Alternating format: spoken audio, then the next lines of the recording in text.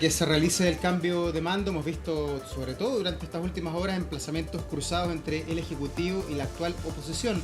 Todo por la fallida tramitación del proyecto de Sala Cuna. ¿Cómo se proyecta la relación del próximo gobierno con el Parlamento? También con José Antonio Kast.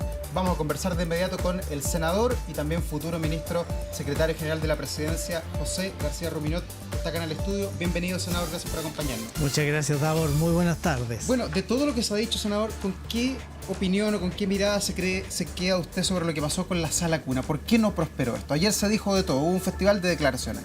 No, yo creo que el proyecto de Sala Cuna, que ha tenido una larga tramitación, fue un proyecto que presentó el presidente Piñera ya hace algo más de 4 años.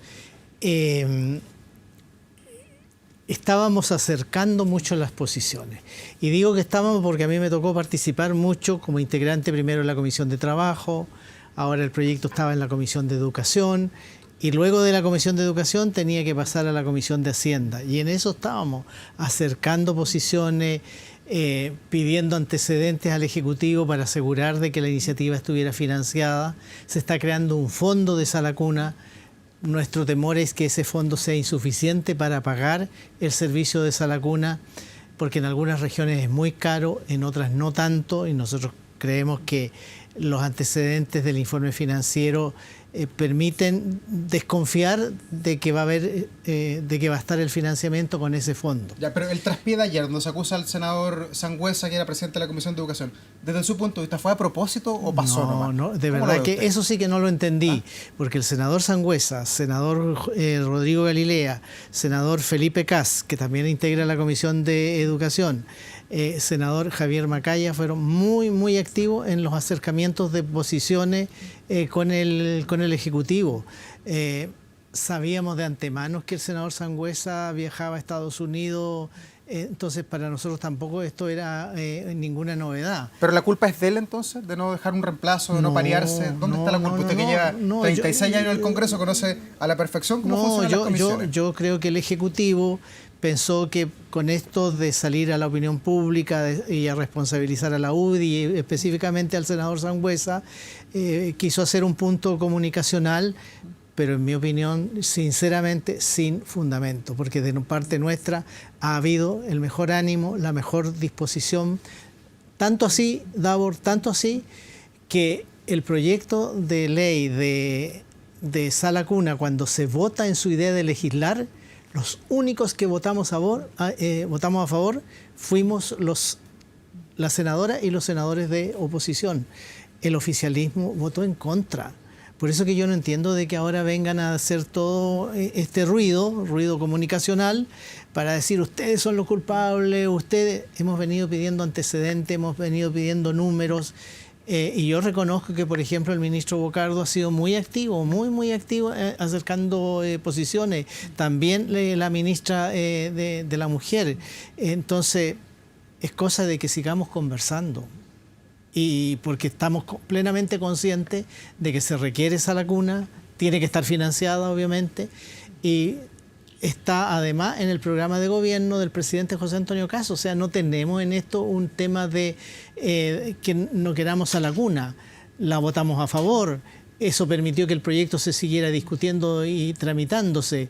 Entonces, yo creo que las acusaciones no tienen ningún fundamento. Pero usted, que es militante de Renovación Nacional, ¿siente que la UDI estuvo a la altura en esta discusión? Porque se apunta directamente a ese partido, por lo menos en el día de ayer, varios ministros. No, es que... como digo, yo he venido siguiendo este proyecto. Yo fui muchos años integrante de la Comisión de Educación, de ahí que vengo siguiendo este proyecto. Y puedo dar fe, particularmente del senador Sangüesa, que es a quien acusan y que hoy día preside la Comisión de Educación, que siempre ha tenido el mejor ánimo, la mejor disposición de llegar a un acuerdo para que sea un proyecto que esté debidamente financiado. Ese es el punto de tope. Ya, ¿y no entiende entonces lo que dice el gobierno? Ayer escuchábamos al presidente Boric, a la ministra Vallejo, estuvimos aquí mismo con la ministra de la Mujer, decía que aquí había una política pequeña tremenda, dijo respecto, e incluso deslizó que lo habían escuchado usted con varias de las indicaciones y que se habían aceptado en la discusión del proyecto. Claro, si nos fuimos acercando en las posiciones, porque inicialmente, ¿cómo se va a financiar Sala Cuna? Esto es muy importante que la opinión pública lo conozca. Primero se dijo, mire, lo vamos a hacer con 2 puntos de aumento de la cotización. Ese aumento de la cotización no es particularmente para las pequeñas empresas, no es inocuo, porque significa aumentar el costo laboral, en momentos en que además tenemos una alta cesantía en la juventud y una alta cesantía en mujeres. Entonces ya ahí nosotros dijimos, a ver, veamos bien si ese 0,2 va a alcanzar. ¿Qué nos dijo el Ejecutivo? No va a alcanzar con 0,2. Pero toda esta información sacándola un poco a tirabuzón. Entonces vamos a agregar otro 0,1 más que va a salir del fondo de cesantía para no seguir recargando los costos laborales. Pero lo que falte, o sea, si la sala cuna vale 500.000 pesos, que eso es lo que vale particularmente en la zona norte, mensual, y el fondo de sala cuna va a poder pagar solo 400, los otros 100 los va a tener que pagar el empleador. O sea, una pyme no solo cumplía su obligación pagando el 0,2, sino que además con el diferencial del valor de la sala cuna. Entonces, después de muchos estiras y encoge y de escuchar, ya el Ejecutivo dijo, mire, con el 0,2 se va a entender cumplido la obligación de sala cuna, no más el 0,1 que va a salir de cesantía. Con ese 0,3 se va a financiar y no va a ser necesario que los empleadores, ni tampoco los beneficiarios, los papás, las mamás, los tutores, en fin, tengan que pagar ese diferencial. Ya. Eso nos dejó bastante más tranquilos. Pero evidentemente que hay que ver los números de tal forma de asegurarnos que los recursos van a alcanzar. Son 240 millones de dólares los que se recaudarían con los 3... digamos, con el 0,2 de mayor cotización y con el 0,1 que viene de cesantía. Y la pregunta nuestra es decir, bueno, ¿y si no alcanza? Si no alcanza con esos 240 millones de dólares anuales, ¿qué vamos a hacer? ¿De dónde vamos a sacar la plata? Ya, pero eso es una suposición o una certeza, porque ayer escuchaba a la ministra y decía que para ellos, desde el punto de vista de la moneda de la ministra de la Mujer, está financiado este proyecto, como está planteado. No, nosotros tenemos dudas y las hemos planteado desde el día 1. Tanto así, pues, porque primero se dijo ya, va a ser con un 0,1, después con un 0,2, ya vamos en 0,3. Eso demuestra que los números que hemos ido teniendo no han sido todo lo firmes, todo lo seguro que necesita un proyecto de ley de esta naturaleza. Si el proyecto es tan importante para usted como senador de la República, como futuro ministro secretario general de la Presidencia, a contar del 11 de marzo, ¿usted esperaría que José Antonio Kast le ponga algún grado de urgencia a este proyecto, una suma urgencia para cerrar el debate, votar, llegar a algún acuerdo? Absolutamente, absolutamente. Porque ¿Y eso además, lo ha conversado con él? ¿De que ojalá sea un proyecto lo hemos conversado en con él más de una vez y él siempre nos dice, pero si este es un proyecto que está en mi programa de gobierno, así que yo jamás no lo voy a rechazar, no voy a impedir que haya sala cuna. El deseo de la incorporación de mayor número de mujeres al ámbito laboral es algo absolutamente deseable. Muchas mujeres hoy día no se integran al mundo laboral porque no tienen con quién dejar a sus niños, con quién dejar a sus guaguas en realidad, y por lo tanto, habiendo lugares seguros, profesionales, donde van a ser bien atendidos, bien cuidados, eso facilitaría enormemente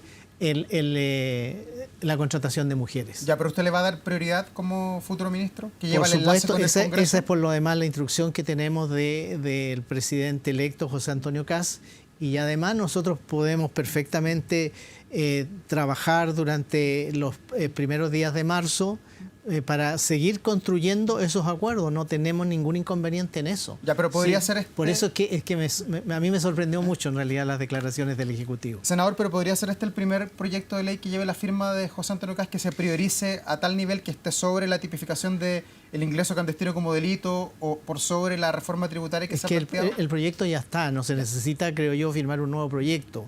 Lo que se necesitaría quizás sería ponerle urgencia, indicaciones que garanticen el financiamiento.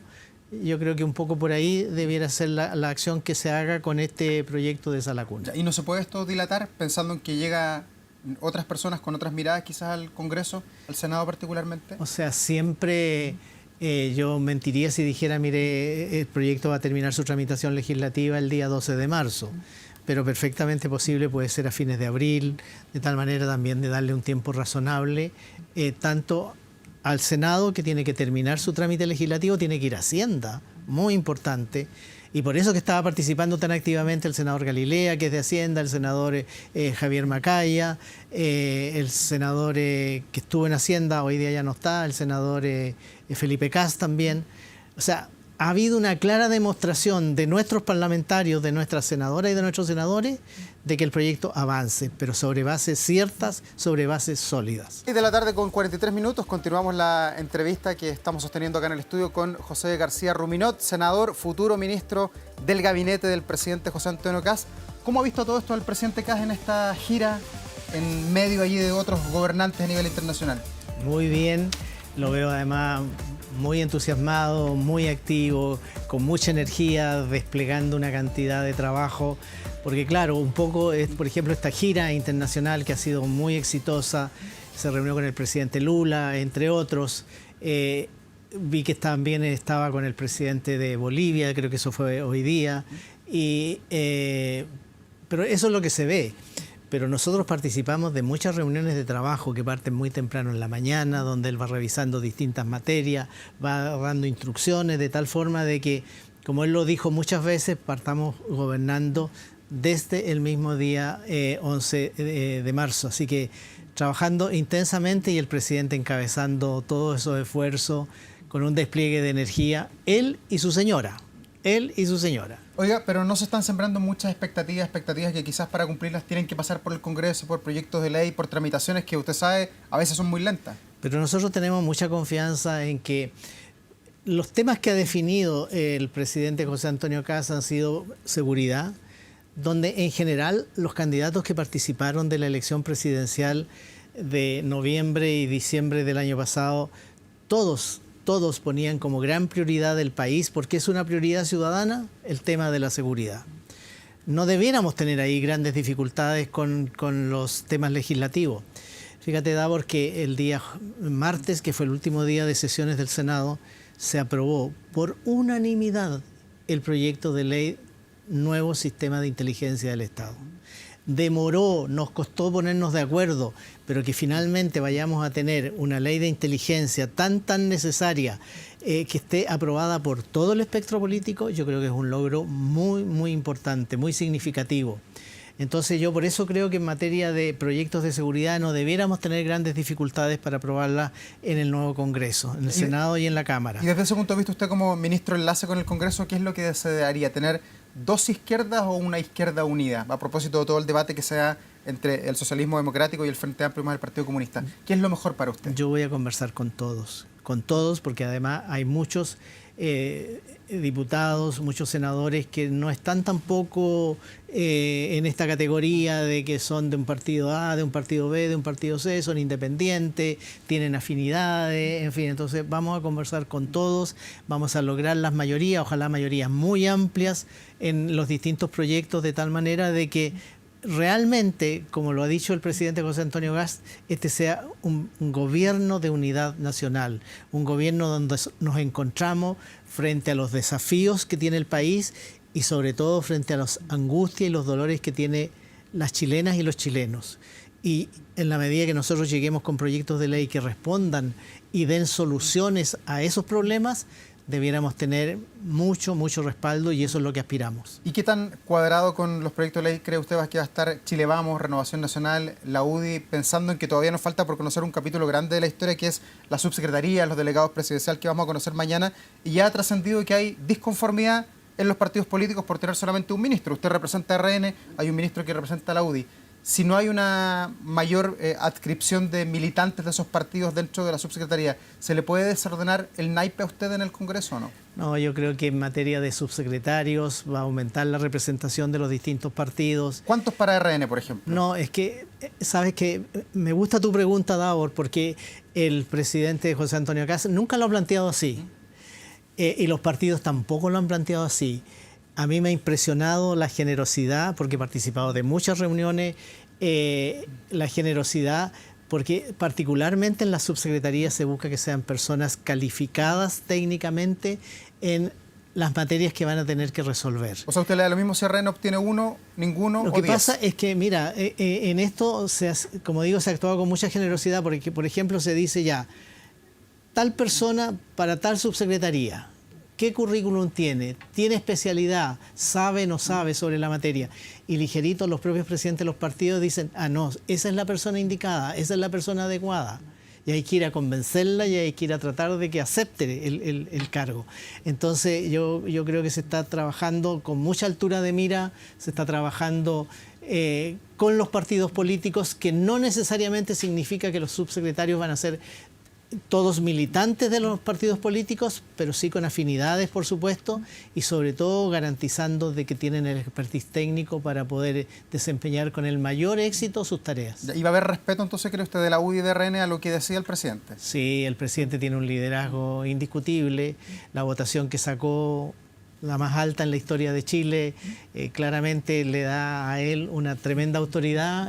Eso está fuera de toda discusión. Ya, teniendo cuadrado a Chile Vamos, que es lo que usted me está diciendo en esta entrevista, ¿qué pasa con el Partido Nacional Libertario de Johannes Kaiser, que hemos visto tiene pugnas o fricciones o controversias internas por estos días? ¿Puede afectar eso, contabilizarlos a ellos como votos a favor de los proyectos de José Antonio Kast? Nosotros esperamos contar con la mayoría de los votos y ojalá con todos los votos de los diputados de Nacional Libertario y de la senadora, porque cuando uno observa lo que fue la campaña presidencial, tanto de primera vuelta como de segunda vuelta, tenemos mucha afinidad con ellos, mucha, así que yo no creo que vayan a poner dificultades.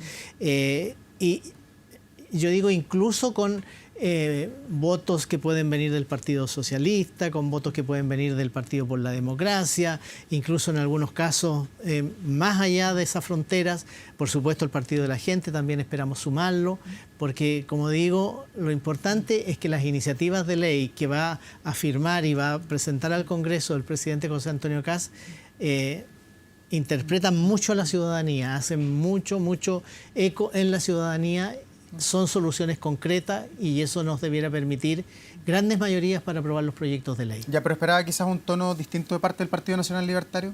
A mí me llamó la atención que ellos finalmente decidieran no sumarse. Creo que es más bien una definición política en mira a todos los procesos electorales que vienen de aquí en adelante, futuras elecciones regionales, municipales y por supuesto una futura elección presidencial.